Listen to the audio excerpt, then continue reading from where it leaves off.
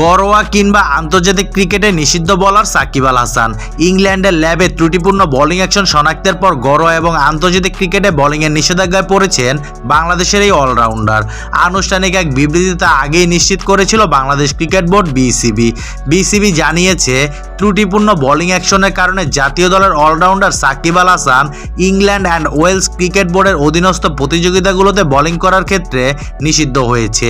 এর ফলে সাকিব বাংলাদেশের বাইরে কোনো ঘরোয়া প্রতিযোগিতা এবং আন্তর্জাতিক ক্রিকেটেও বোলিং করতে পারবেন না।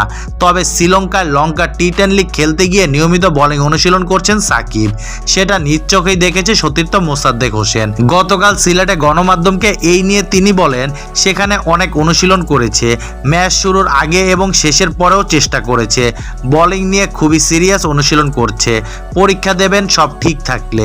আমরা তো অবশ্যই আশায় থাকবো পাস করে আসুক, আবার ক্রিকেটে ব্যাক করুক, এটাই তো চাই।